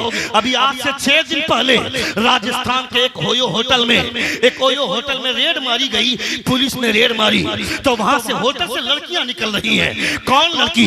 नकाब पहन कर मुसलमान की लड़कियां बाहर आ रही हैं, वो पकड़ी जा रही है। जो लड़की स्कूल जाती है पढ़ाई करने के नाम पे, जो लड़की कॉलेज जाती है पढ़ाई करने के नाम पर, जो लड़की जाकर ट्यूशन जाती है कि हमको क्लास लेना है, हमको क्लास करना है, हमको डॉक्टर बनना है, इंजीनियर बनना है। तुम बाप हो, कभी तुमको कॉलेज में जाकर देखना चाहिए था मेरी बेटी पढ़ाई करती है या किसी के गले में हाथ रख करके, किसी बॉयफ्रेंड के हाथ में हाथ दे करके कैंटीन का मजा ले रही है। ये तुम्हें जांचना चाहिए था कि नहीं? तुमको अपनी बेटी को नकाब पहनाना चाहिए था, मगर तुम्हारी बेटी बोल देती है कि मेरा दिल अच्छा तो सब कुछ अच्छा, अब्बा जान मैं नकाब नहीं पहनूंगी। नकाब पहन भी लिया और अगर दिल में गंदगी है तो बुराई कर लूंगी, कोई नहीं जान पाएगा। और अगर दिल अच्छा है तो नकाब नहीं भी पहनूंगी तो अपने आप को बचा लूंगी। ये तकरीर सुन करके बाप खामोश हो जाता है। वो लड़की मॉडर्न तरीके से अपनी जिंदगी जीती है, बाजार चलती है तो सर पे दुपट्टा नहीं, नीम बरहना कपड़ा पहनकर वो वीडियो बनाती है, वो लड़की मॉडर्न बनती है। मैं कहता हूं, सुन रहे हैं आप? कितने लोग सुन रहे? जरा हाथ उठाकर कहें या रसूल अल्लाह। और एक बार कहें या हबीब अल्लाह, लड़कियां अपने आप को मॉडर्न समझती है, बहुत ज्यादा मॉडर्न बनने की तुमको जरूरत नहीं है, बहुत ज्यादा मॉडर्न मत बनो। इलाहाबाद यूनिवर्सिटी से ग्रेजुएशन कंप्लीट करने वाली एक खातून बोलती है कि I have completed my graduation from the university of Allahabad. I am aware of the modernisation of the women, but I have not forget my custom, my culture, my system, my tradition and my values, and most of all I never ever forget that I am Indian Muslim woman। वो बोलती है कि मैं दुनिया की आजादी को जानती हूँ, औरतों की आजादी को महसूस करती हूँ। इलाहाबाद से यूनिवर्सिटी से ग्रेजुएशन कंप्लीट की, मगर दुनिया में जो आजादी का माहौल है, इस आजादी के माहौल में रहने के बावजूद मैं अपना कल्चर नहीं भूलती, मैं अपना सिस्टम नहीं भूलती, मैं अपनी तहजीब नहीं भूलती। औरत चाहे जितनी भी मॉडर्न हो जाए, औरत औरत ही रहेगी, औरत ही रहेगी। वो किसी मर्द को ब्याह कर नहीं लाएगी, उसे भी कोई ना कोई मर्द ब्याह कर लेकर के जाएगा।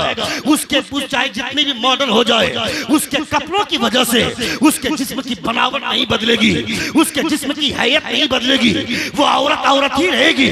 जितना भी मॉडर्न हो जाए, ये दुनिया वाले तुम्हें आजादी के नाम पर अपनी शहवत का खिलौना, ख्वाहिशात नफसानी मिटाने का जरिया तो समझ सकते हैं, मगर दुनिया में इज्जत आज भी उसी औरत की होती है जिसकी आंख में हया होती है, जिसकी आंख में लाज होती है, जिसके अंदर शर्म होती है, जिसके अंदर गैरत होती है।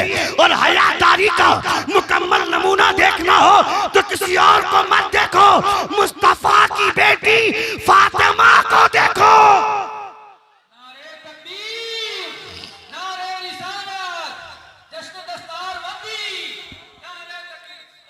हयादारी का मुकम्मल नमूना देखना हो तो फातिमा को देखो, जिन्होंने वसीयत की थी हजरत अली रज़ियल्लाहु ताला अन्हु से गुजारिश की थी कि मेरी मौत का ऐलान मदीने में न किया जाए, मैं अगर इंतकाल कर जाऊं तो रात के सन्नाटे में मुझे दफन कर दिया जाए।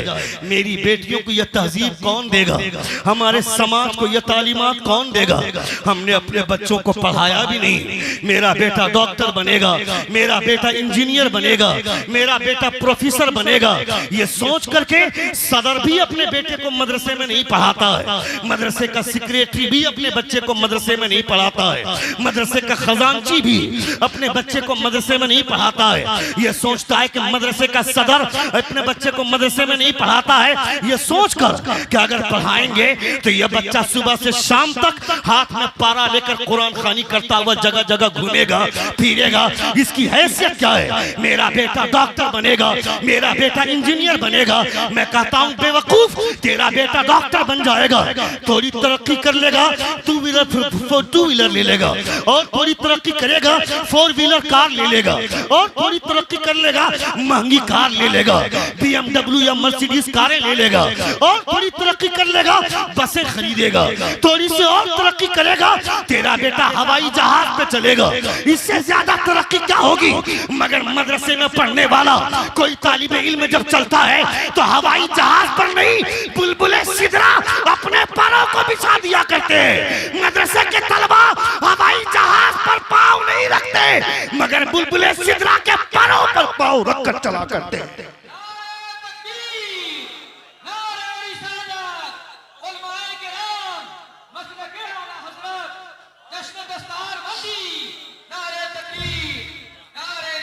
तुम्हें अपने बच्चों को पढ़ाना चाहिए, अपने बच्चों को डॉक्टर बनाने से पहले उसे दीन की तालीमात देनी चाहिए। तुम अपने बच्चों को पढ़ाओगे नहीं, लिखाओगे नहीं, तो तुम्हारा बेटा सियासत की दुनिया में भी अगर आना चाहेगा तो कैसे आएगा? तुम्हारा बेटा पंचर बनाएगा, तुम्हारा बेटा स्कूल में तुम्हारा बेटा जाकर के गाड़ी रिपेयरिंग करना सीखेगा। ये सब करके तुमने अपने बच्चे को जाहिल रख दिया। कोई जरूरी नहीं कि हर बच्चा आलिम दीन बन जाए, कोई जरूरी नहीं इस गांव का हर आदमी हाफिज कुरान बन जाए। ये भी कोई जरूरी नहीं है कि हर आदमी मुफ्ती बन जाए, मगर आदमी चाह ले तो हर आदमी मसलक आला हज़रत का सिपाही बन सकता है। हर आदमी मुस्तफा जाने रहमत का वफादार बन सकता है। हर आदमी नबी कौनैन का पैरोकार बन सकता है। मैं कहता हूं तुम अगर अपने बच्चों को पढ़ा लिखा कर भेजोगे, अभी मेरिट लिस्ट निकली जो एसडीओ के रैंक पर झारखंड में जो रिजल्ट बाहर आया है उसमें एसडीओ के रैंक पर 32 मुसलमानों की बहाली हुई है। इसका फायदा तुमको समझ में आ रहा है? तुमको किसने कहा तेरे हाथ में पावर नहीं है, तेरे हाथ में ताकत नहीं है? ये जो इल्म का पावर होता है, ये जो एजुकेशन का पावर होता है, ये दुनिया में कुर्सी पे बैठने वाले लोग हार सकते हैं, मगर एजुकेशन के पावर को कभी हार नहीं मिलती है।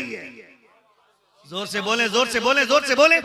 एक बार जोर से अपने दोनों हाथों का फिजा में लहराकर कहें या रसूल अल्लाह, और एक बार कहें या हबीब अल्लाह। पूरी दुनिया तुम्हें पागल बनाने के चक्कर में तुम्हें मार देना चाहती है, तुम्हें दुनिया बर्बाद करना चाहती है, मगर मुस्तफा जाने रहमत तुम्हारी हिफाजत करना चाहते हैं, मगर तुमने मुस्तफा ही को छोड़ दिया। नबी सल्लल्लाहु अलैहि वसल्लम की तालीमात को ही तुमने फरामोश कर दिया। ये जो पागल हो रहे हैं 10 साल में, ये लोग सोचते हैं कि मुक्त भारत, मुसलमान मुक्त भारत बनाना है हमको। इनको तो समझ में ही नहीं आता है कि मुसलमान को मार देने से इस्लाम मर जाएगा क्या? मुसलमानों को मिटा देने से इस्लाम मिट जाएगा क्या? इस्लाम की फितरत में कुदरत ने लचक दी है, जितना ही दबाओगे उतना ही ये उभरेगा। इस्लाम तेरी नब्ज़ में डूबेगी हश्र तक, तेरी रगों में खून है रवा 4 यार का कि तुम दुनिया के तमाम मुसलमानों को मार दो, मगर मेरा खुदा बाकी रहेगा, खुदा का दीन बाकी रहेगा। इन्ना नहनु नज़्ज़लना ज़िक्र व इन्ना लहु लाफ़िज़ून। तुम्हें तो समझ में ही नहीं आएगा दुनिया कैसे कायम है। इस दुनिया में अल्लाह रब्बुल इज़्ज़त का दीन बाकी रहने वाला है, मगर तुम सिर्फ जलसों में बैठ करके नारा लगाओगे। जलसों में बैठ कर नारा लगाना अलग बात होती है, मगर अपने भांजे को मैदान में कटवा कर, अपने भतीजे को कटवा कर, अपने भाई की लाश तड़पते हुए देखकर इस्लाम जिंदाबाद का नारा लगाना अलग बात होती है। तुम मेरे पास तो बनी बनाई बिरयानी आ गई है, तुम बनी बनाई बिरयानी खा रहे हो। मेरा बाप अब्दुल जब्बार था, मेरा नाम अब्दुल गफूर पड़ गया। मेरे बाप का नाम अब्दुल रहीम था, मेरा नाम अब्दुल रहमान पड़ गया। मेरा बेटा खड़ा खड़ा कुत्तों की तरह पेशाब करता है, मेरा बेटा जुआ के अड्डों पे बैठता है, मेरा बेटा ताश के पत्ते बिखेरता है, मेरा बेटा पबजी खेलता है, मेरा बेटा कैरम बोर्ड खेलता है। तो जलील तुम नहीं होगे तो कौन होगा? यहाँ बैठकर खोखले नारे, यहाँ बैठकर झूठे नारे, मगर जब पूछा जाता है इस्लाम की तालीमात है क्या तुम्हारे पास? एक सहाबी रसूल खाना खाने के लिए बैठे हुए हैं, कद्दू शरीफ का सालन बना हुआ है, कद्दू खा रहे हैं, तेजी के साथ जबान चला रहे हैं, कद्दू खा रहे हैं। खाते खाते आपने कहा मुझे कद्दू बहुत पसंद है, इसलिए कि हुजूर को ये सब्जी बहुत ज्यादा पसंद थी। जोर से बोलिए। मुझे कद्दू शरीफ बहुत ज्यादा पसंद है, इसलिए कि ये सब्जी हुजूर को बहुत ज्यादा पसंद थी। उनका बेटा बोलता है मगर मुझे कद्दू पसंद नहीं है। इतना सुनना था, तलवार लेकर अपने बेटे को दौड़ाने लगे। वह सहाबी रसूल तलवार लेकर दौड़ने लगे, बेटा हाथ नहीं लगा। पूरी जिंदगी अपने बेटे का चेहरा नहीं देखा, पूरी जिंदगी अपने बेटे से बात नहीं की। जब इस दुनिया से जाने लगे, जाकनी का आलम है, नज़ा की हालत है, बेटा आकर के सामने खड़ा है। बेटे ने कहा अब्बा जान अब तो दुनिया से जा रहे हैं, अब तो मेरा चेहरा देखकर 2 जुमला बात कर लीजिए। बाप बोलता है तेरा चेहरा देख करके जाऊंगा तो मुस्तफा का चेहरा कैसे देखूंगा? मैं तुझसे बात कर लूंगा तो मुस्तफा से कैसे बात कर लूंगा? जालिमों, बैठ करके झूठे नारे लगाना यह आसान काम है। तुम्हें तुम्हारा बेटा खड़ा होकर पेशाब करता है, तुम्हें फिर भी प्यार आता है। तुम्हारा बेटा रात में यूट्यूब में गंदी फिल्में देखता है, फिर भी तुम्हें बेटे से प्यार है। तुम्हारा बेटा आवारागर्दी करता है, फिर भी तुम्हें बेटे से प्यार है। इसका मतलब है तेरे सीने में जो प्यार होना चाहिए था हकीकी, वो प्यार है ही नहीं। यहाँ बैठकर खोखले नारे लगाना अलग बात होती है, मगर मैदान कारज़ार में मुस्तफा की नाम पर जान कुर्बान करने वाला जिगर होना चाहिए। हज़रत हंज़ला रज़ियल्लाहु ताला अन्हु अपनी बीवी के साथ शब ज़ुफ़ाफ़ में है। 2 रूहें कुर्ब की मंजिलों से हमकिनार होने वाली है, 2 रूहों का इत्तिसाल होने वाला है, 2 जिस्म का मिलन होने वाला है। अचानक ढिंढोरची की आवाज आई, क़ाल क़ाल रसूलुल्लाह सल्लल्लाहु अलैहि वसल्लम या अय्युहल मुमिनून इज़हबू इलल जिहाद। हज़रत हंज़ला बिस्तर से उठ गए, कहा सुनो मेरी शरीके हयात। सुन रहे हैं? सुन रहे कितने लोग सुन रहे हाथ उठाकर कहें या रसूल अल्लाह। हज़रत हंज़ला बिस्तर से उठे, कहा सुनो मेरी शरीके हयात, अल्लाह रब्बुल इज्जत के प्यारे रसूल की आवाज सुनने के बाद एक मोमिन का बिस्तर पे पड़ा रह जाना उसकी गैरत मर्दानगी के खिलाफ है। अगर चाहो तो अभी तलाक ले लो, वरना खुदा की मर्जी पर कायम रहो। बीवी का जवाब सुनो, तुम्हारी बीवी होती तो मुझे चूड़ियां लाकर कौन देगा, मुझे साड़ी लाकर के कौन देगा, बहन होती तो मेरे लिए जोड़े लाकर के कौन देगा। मगर वो कल की बीवी थी ना, बीवी बोलती मेरे सरताज दुनिया की जिंदगी फानी है, इसमें हिस्सेदार बना लिया, उक़बा की जिंदगी जावेदानी है, इससे अलग करते हैं, ये मेरे लिए फख्र की बात नहीं है क्या। अगर जिंदा लौटे तो गाजी की बीवी, अगर शहीद हो गए तो शहीद की बेवा कहकर पुकारी जाऊंगी। जिंदा लौटे तो गाजी की बीवी, और अगर मारे गए तो शहीद की बेवा कहकर पुकारी जाऊंगी। ये इस्लाम का नारा लगाना, इस्लाम का नारा लगाने से मैं लगाने की पर पाबंदी नहीं लगा रहा हूं, मैं इस्लाम का नारा लगना चाहिए, अपने बुजुर्गों के नाम का नारा लगना चाहिए, मगर उस नारे के पीछे अपने आमाल को भी दुरुस्त करना चाहिए, अपने कैरेक्टर को भी दुरुस्त करना चाहिए। अपने बच्चों को पढ़ाओ, आलिम दीन बनाओ। तुम्हारा बच्चा अगर आलिम दीन बनेगा और कल अगर वो सियासत की दुनिया में कदम रखेगा, सुन रहे हैं, और 5-7 मिनट सुनेंगे, कितने लोग सुनेंगे जरा हाथ उठाकर कहें या रसूल अल्लाह, और एक बार कहें या हबीब अल्लाह। 1 घंटे की तकरीर मेरी हो गई और 5 से 7 मिनट के अंदर मैं अपनी गुफ्तगू खत्म कर रहा हूँ। एक बार और कहें या रसूल अल्लाह, और एक बार कहें या हबीब अल्लाह। अल्लाह रब्बुल इज्जत का लाख लाख शुक्र और एहसान है कि आप नबी कौनैन सल्लल्लाहु अलैहि वसल्लम की महफिल में बैठकर मुस्तफ़ा जान रहमत सल्लल्लाहु तआला अलैहि वसल्लम की तालीमात को मुलाहिदा कर रहे हैं। अपने बच्चों को वो तालीम भी दो जिस तालीम के जरिए दूसरों के परख से उड़ाया जा सके, और वो तालीम भी दो जिस तालीम के जरिए आदमी अपनी आखिरत को संवार सके, अपनी आखिरत को संवार सके। हमारे उलमा, मैं अपने उलमा से कहना चाहता हूँ, हमारे उलमा को भी सियासत के मैदान में कदम रखना चाहिए। जब कोई मौलवी या कोई आलिम सियासत की दुनिया में आता है, राजनीति की दुनिया में आता है, तो तुम्हारे जैसे लोग बोलते हैं मौलवियों को क्या जरूरत है राजनीति करने की, मौलवियों को क्या जरूरत है सियासत में कदम रखने की। सियासत तुम करोगे, खड़े होकर के पेशाब करने वाले लोगों को क्या मालूम कि सियासत किसे बोलते हैं, राजनीति कैसे किसे बोलते हैं। जब से हमारे उलमा ने राजनीति का मैदान छोड़ा है, तब से यह राजनीति और सियासत रखेल बनकर के रह गई, किसी की नाजायज औलाद बनकर के रह गई। मैं कहता हूं एक मौलवी नहीं, मौलवियों के साथ बैठने वाला वो इलाहा हैदराबाद का शेर असदुद्दीन ओवैसी 350 MP पर भारी होता है। अगर 15 मौलाना पार्लियामेंट में चले गए तो सोचो कैसा तूफान उठेगा। 15 मौलाना अगर पार्लियामेंट में चले गए तो कैसा तूफान उठेगा। ये तो बेवकूफ लोग हैं आज की तारीख में। जो सबसे बड़ा चोर वो सबसे बड़ा नेता, जो सबसे बड़ा डकैत वो सबसे बड़ा नेता, जो सबसे बड़ा आवारा वो सबसे बड़ा नेता, जो सबसे बड़ा अय्याश वो सबसे बड़ा नेता। बात बात पर ये लोग बोलते हैं हिंदुस्तान छोड़कर चले जाओ, भारत छोड़कर चले जाओ। तेरे बाप का हिंदुस्तान है क्या, तेरे बाप का भारत है क्या? हम भारत छोड़ देंगे? भारत का आर्टिकल 5 ये बोलता है, कॉन्स्टिट्यूशन ऑफ इंडिया का, भारत का संविधान, उसका भाग नंबर 5 बोलता है, आर्टिकल 5 ये बोलता है, at the commencement of this constitution every person who has domicile in this territory of India, whose parents was born in this territory of India, whose parents was born in this territory of India, they are the citizen of India। Bharat का संविधान बोलता है जो यहाँ पैदा हुआ, जिसका बाप यहाँ पैदा हुआ, जिसका दादा यहाँ पैदा हुआ, वो भारत का बाइज्जत शहरी है, वो भारत का नागरिक है। मैं कहता हूँ मैं तो पैदा हुआ ही, मेरा बाप तो पैदा हुआ ही, मगर पूरी दुनिया का बाप हज़रत आदम जब जन्नत से जमीन पर उतारे गए थे तो सबसे पहला कदम जिस धरती पर पड़ा था वो धरती भारत की धरती है।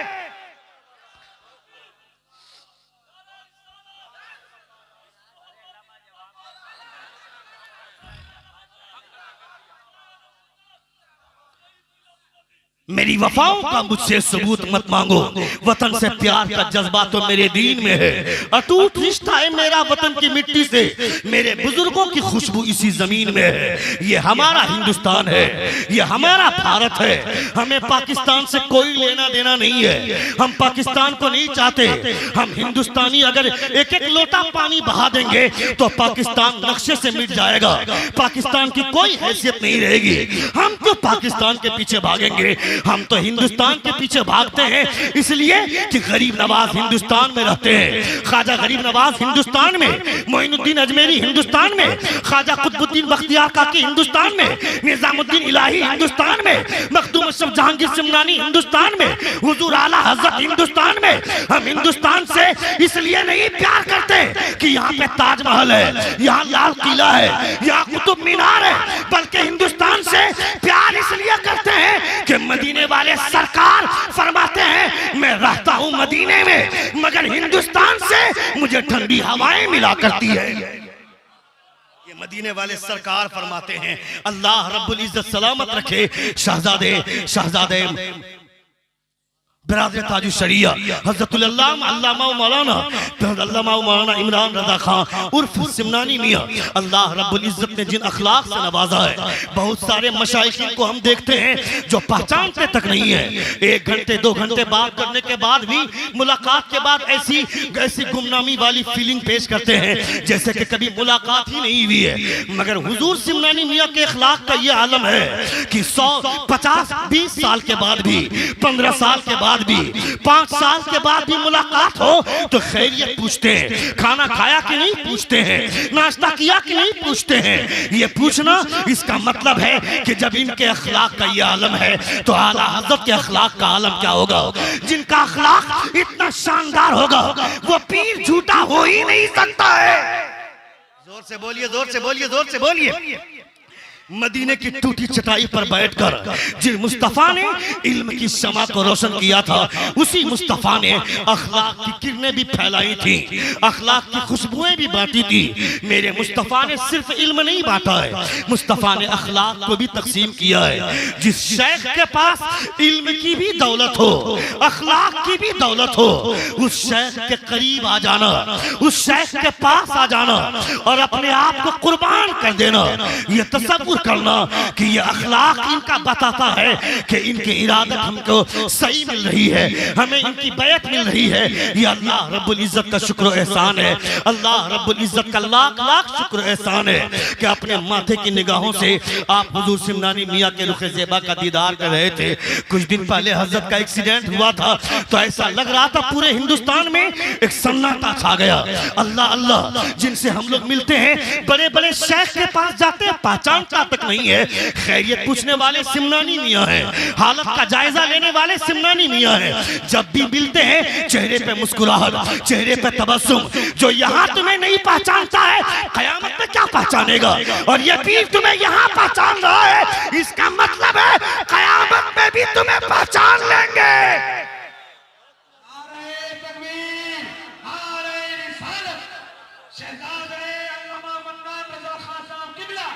हुजूर सिमनानी मियां किल्ला।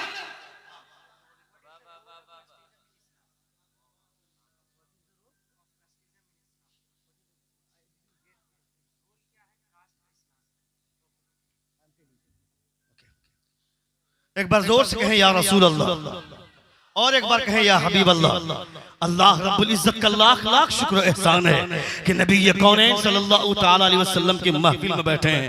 अभी आप भाई साहब ने पूछा कि कास्ट का रोल क्या है इस्लाम में। इस्लाम में जो बिरादरी है, इस्लाम में जो कास्ट है, इस कास्ट का कोई वैल्यू नहीं है, इस कास्ट की कोई अहमियत नहीं है। कुरान मुकद्दस की आयत कहती है इन्न अक्रमकुम इंदल्लाहि अत्काकुम। अगर तुम इस बुनियाद पर अपने आप को बेहतर समझते हो कि मेरा रंग गोरा है, उसको हकीर समझते हो कि उसका रंग काला है, मैं शेख हूँ, वो पठान है, वो खान है, वो अंसारी है, वो जुलाहा है, वो सैयद है। नबी कौनैन सल्लल्लाहु तआला अलैहि वसल्लम के खानदान के अलावा नबी कौनैन सल्लल्लाहु तआला अलैहि वसल्लम को जो नस्बियत मिली है, मुस्तफ़ा जान रहमत सल्लल्लाहु अलैहि वसल्लम की औलादों को जो सियादत का मकाम मिला है, ये मकाम सबसे अफजल है, ये मकाम सबसे ऊंचा है। मगर नबी कौनैन सल्लल्लाहु अलैहि वसल्लम फरमाते हैं कुल्लुकुम बनी आदम व आदम मिन तुराब, तुम में का हर आदमी आदम की औलाद है और आदम मिट्टी से पैदा किए गए हैं। जब मिट्टी से पैदा किए गए इसका मतलब है बहुत ज्यादा अकड़ने की जरूरत नहीं है, बहुत ज्यादा अपने आप में गुरूर करने की जरूरत नहीं है। कॉन्स्टिट्यूशन ऑफ इंडिया भी यही बोलता है, भारत का संविधान भी यही बोलता है। मैं तो कभी कभी हैरत में पड़ जाता हूँ, वो डॉक्टर भीमराव अंबेडकर जो खुद दलित परिवार से बिलोंग करता है मगर इतनी अच्छी सोच कैसे रखता है, इतनी अच्छी बात कैसे बोलता है। वो डॉक्टर भीमराव अंबेडकर बोलता है कॉन्स्टिट्यूशन ऑफ इंडिया का आर्टिकल 14 ये बोलता है the state shall not discriminate against any citizen only on ground of religion, race, caste, sex, place of birth और एनी ऑफ देम। ये भारत का संविधान बोलता है कि कौन मर्द है, कौन औरत है, कौन किस खानदान से ताल्लुक रखता है, इससे कोई मतलब नहीं है। भारत के संविधान की नजर में एक डीएम के बेटे को जितना पावर है उतना ही पावर एक हल जोतने वाले मजदूर के बेटे का है।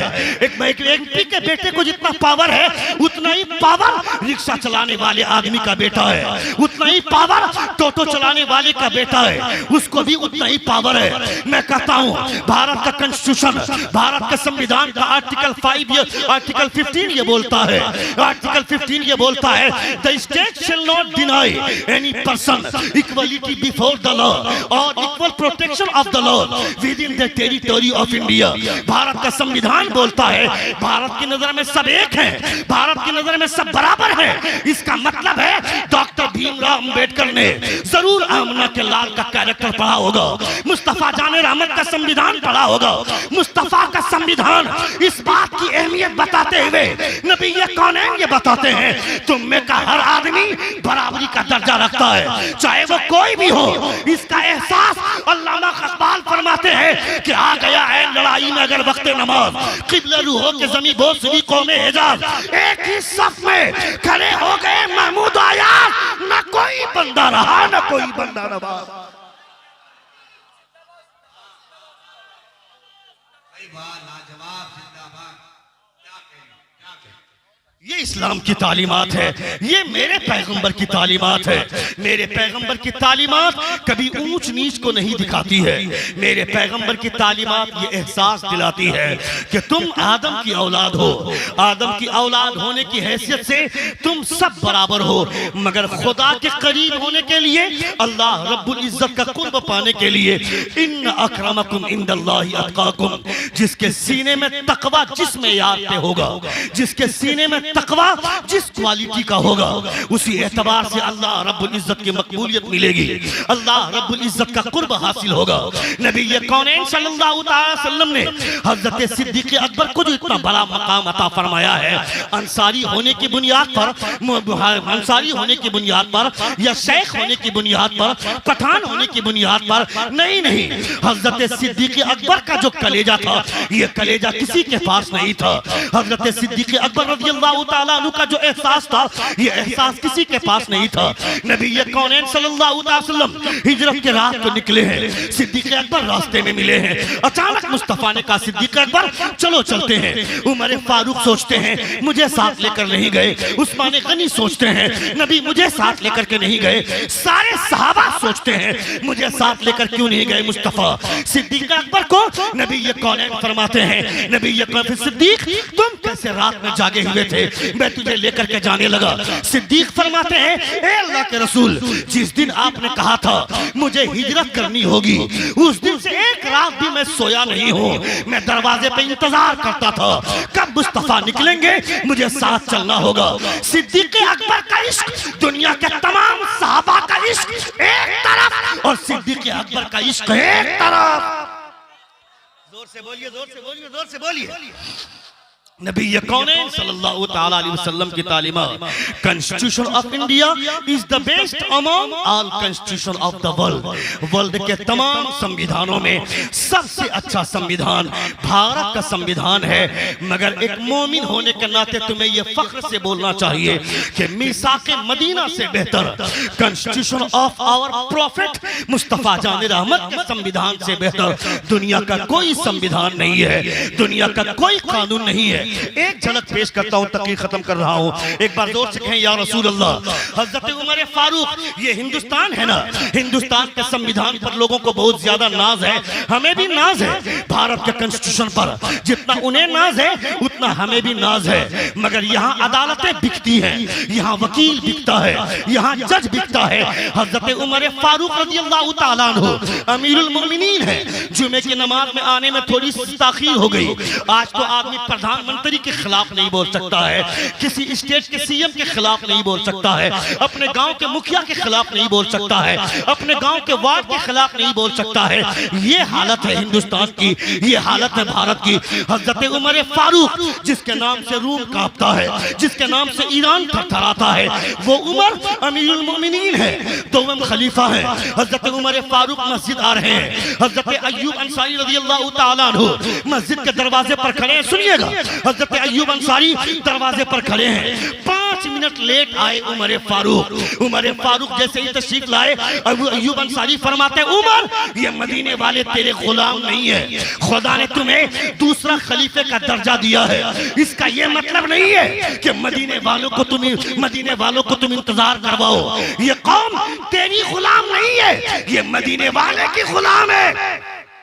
जोर से बोलिए, जोर से बोलिए, ये तुम्हारी गुलाम नहीं है, ये मदीने वाले की गुलामी करती है। हजरत उमर फरमाते हैं हजरत अय्यूब अंसारी से, मेरे पास एक ही जुब्बा था, उसको धो करके सुखा रहा था, उसके सूखने में ताखीर हो गई, इसलिए 5 मिनट लेट आ गया। ऐसा था मेरा खलीफा, ऐसा था मेरा बादशाह। तुम्हारे बादशाह जो बादशाह पर गुर्राते हैं, इतराते हैं। आज से 1400 बरस पहले जब ईरान से कुछ लोग आए थे कि चलो मदीने का सुल्तान देखेंगे, मदीने का बादशाह कैसा होता है उसे देखेंगे, मदीना पहुंचे थे। लोगों से आकर के कहा था, कहाँ है तुम्हारा सुल्तान? कहा सुनो, यहाँ कोई सुल्तान बुल्तान नहीं है, यहाँ मुस्तफा का नौकर रहता है, यहाँ मुस्तफा का गुलाम रहता है। कहा उसका महल कहाँ है? कहा महल यहाँ बादशाह के लिए महल नहीं होता है। महल देखना चाहते हो, कहाँ मिलेंगे? कहा चलो मिलाता हूँ। जब गए तो हजरत उमर फारूक एक खजूर के दरख्त के नीचे एक ईंट का तकिया बनाकर जमीन पर सो रहे हैं। लोग देखते हैं तो हैरान पड़ जाते हैं, या अल्लाह ये अमीरुल मोमिनीन है, ये उमर फारूक है। कहा तुम्हारे बादशाह के इतने दुश्मन हैं, इसे सूखी जमीन पर नींद कैसे आ गई? उमर फारूक के मानने वाले मदीने वाले लोग बोलते हैं, तुम्हारा बादशाह गरीबों पर जुल्म करता है तो महलों में भी नींद नहीं आती है, मगर मेरा बादशाह बकरियों और कुत्तों और शेरों में भी इंसाफ करता है तो खुदा सूखी जमीन पर भी चैन की नींद अता फरमा देता है। ऐसा सुल्तान हमारा, ऐसा बादशाह हमारा। या माशरल जिन्नि वल इंसी इन इस्ततातुम अन तनफुदू मिन अख्तारिस समावाति वल अर्दि फनफुदू ला तनफुदून इल्ला बिसुल्तान। ए जिन्नातुल इंसान के गिरोह, कहां भागोगे, कहां जाओगे? जमीन के जिस गोशे में जाओगे सुल्तान तेरा परवरदिगार है, बादशाह तेरा खुदा है। अल्लाह रब्बुल इज्जत का शुक्र एहसान आपने सुना, मैंने कहा अल्लाह रब्बुल इज्जत की बारगाह में दुआ है कि खुदा हम तमामों को नबी कौनैन की तालीमात पे अमल करने की तौफीक अता फरमाए। हमारे बोलने में या आपके सुनने में कोई गलती हुई हो, सभी हजरात हमारे साथ मिलकर बाबा से बुलंद तौबा इस्तग़फ़ार पढ़े। अस्तग़फ़िरुल्लाह रब्बी मिन कुल्लि ज़ंबिन व अतूबु इलैहि। जोर से कलमे शहादत पढ़िए, अशहदु अल्ला इलाहा इल्लल्लाह व अशहदु अन्ना मुहम्मदन अब्दुहु व रसूलुहु। अस्सलामु अलैकुम व रहमतुल्लाहि व बरकातुहू।